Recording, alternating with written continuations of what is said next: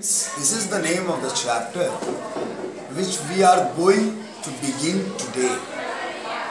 As we have gone through the last chapter, nationalism in Europe, so I think that the definition of nationalism is very much clear to you all.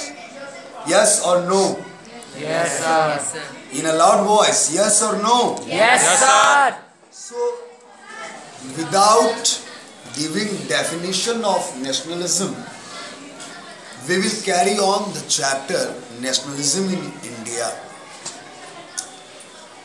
giving reference to the political thinkers of Europe, especially of France. Rousseau, Montesquieu, John Locke, and the famous philosophical painter Frederick Soreau, who painted a series of 4 paintings titled as Social Republics and Democratic. I am going to tell you that many Indian leaders were inspired by the thinking of such political thinkers of Europe. We were colony of Britishers. For the last 200 years, several attempts had been made by Indians to get freedom, but we failed. Also, in Battle of Plassey, it was an attempt when the Britishers tried to establish their control over the territory of Bengal. The Honorable Nawab Siraj-ud-Daulah resisted, but due to some conspirators, he failed. Our another big revolt was Sepoy Mutiny. In that revolt, many princely states also took part. Jhansi, Nagpur, Kanpur. The famous revolutionaries were Babu Veer Kunwar Singh of Jagdishpur, Ara, Bihar, Rani Lakshmi Bai of Jhansi, Tata Tope of Kanpur. But in that revolution, Maratha and Sikhs did not help us. They were the shortcomings. That India was not united on the issue of gaining freedom from the Britishers. Britishers had derived and fully utilized their principle divide and rule. As India is a country, was a country of cultural, religious, geographical, linguistic diversity. We had many cultures in India. We have many religions in India. We have diverse geographical regions in India. We have plains, we have mountain trails, we have plateaus, we have deltas, we have deserts. People belonging to these geographical areas have their decent culture. They speak their own languages. They follow their own religion. And now it is a unique feature of our country. In the whole world, we are known for this unique feature. Unity in diversity. No any other country has such a diversification. We have more than 1500 languages spoken in India. Though only 22 languages have been scheduled yet in the 8th schedule of our constitution, but we are speaking more than 1500 languages. We have different religions. Most of the religions of the world are found here. We have tribal communities who have not changed yet. They have not left their traditions, customs and practices. But it became an advantage for the Britishers. They started giving titles. Rai Bahadur, Diwan Sahab, Khan Sahab and other titles to Indians to please them in order to gain their support. Now how the war of independence could be successful? Suppose that I am against the Britishers and you are supporting them as you have got some reward, some territory, some zamindari from the Britishers and some titles also, Rai Bahadur and Diwan Sahab. So what? You are very pleased. Britishers, they are giving me prestige. So why should we oppose them?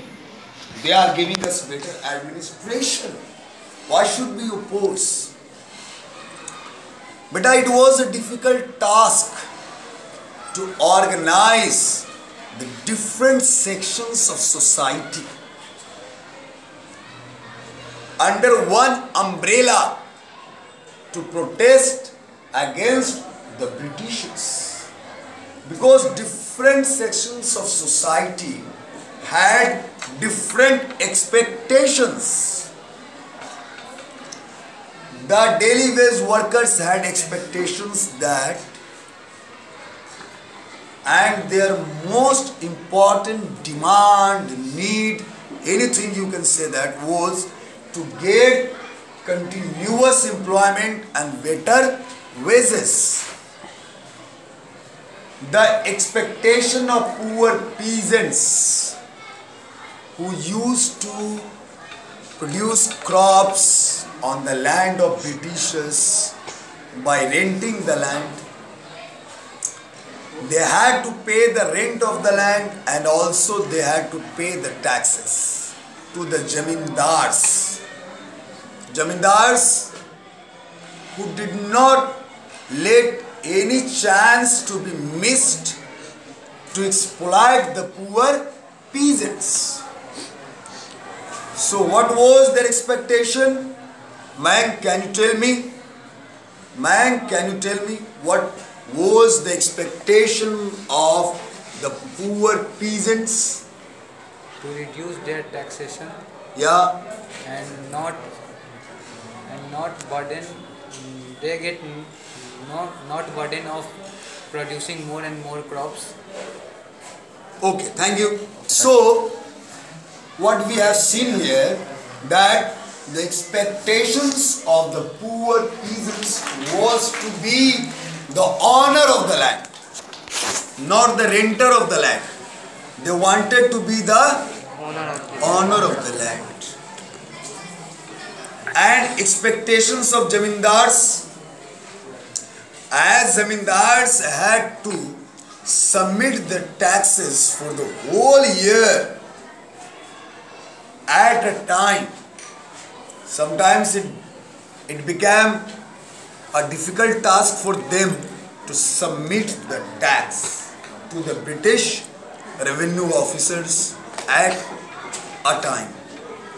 So what were their expectations? And Britishers charged a high rate of tax. So what were their expectations? Their expectations was to get some relaxation in the charge of the taxes. The expectations of the industrial workers was to get Barkha, the expectation was to get more wages for their work, less working hours and more wages. And what was the expectations of the industrialist?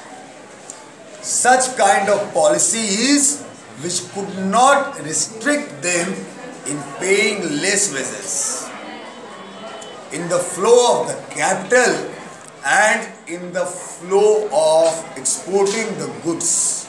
As we all know that to make their industrial sector better, the economy of Britain better, the Britishers did not allow trade surplus in India. My dear students, do you know the meaning of trade surplus? Do you know the meaning of trade surplus? Trade surplus is a term of economics. When export is greater than import of goods and services, we have trade surplus. Camera से बनाएगा तो YouTube पर photo Okay, have you understood it? When export is greater than means we are exporting more and more goods, and in comparison to that we are importing very less. Then we have trade surplus. So the industrialist also wanted to remove the trade barriers, and now you can see the aspirations, the expectations of different communities of India, different sections of India was very different. And the leading party that time was Congress, the party which was playing a major role in the Indian freedom struggle was Congress. And Congress was trying to bring the people of every section of India under one umbrella. But it became a difficult task for them. In this chapter we will read about all the things. How Congress bring all the sections of the society together. How it resolved the conflicts among the different sections of the society. How the leaders took part actively in that freedom struggle. How Mahatma Gandhi took the charge of leadership of Congress and leadership of Indian freedom struggle. We will also read about Champaran Satyagraha. We will read about the non-cooperation movement of 1921. We will read about the most inhumane incident which took place on 13th April 1990 in Jallianwala Bagh.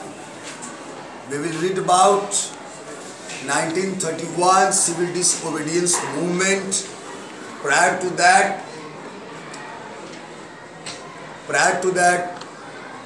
Dandi March. We will also read about the final movement which was Quiet India movement. In this chapter we will read about these things. We were talking about the political thinkers of Europe. So the thinkers of Europe, the thinking of European political thinkers, our great leaders Raja Ram Mohan Rai, Deresio, Sardar Vallabhbhai Patel, W.C. Banerjee, Motilal Nehru, Mahatma Gandhi, they all read about the thinking of the political thinkers of Europe. They interpreted the thinking of the political thinkers of Europe to the common people, to the people who didn't read and write, through plays, through discussions, through meetings, the ideas of political thinkers of Europe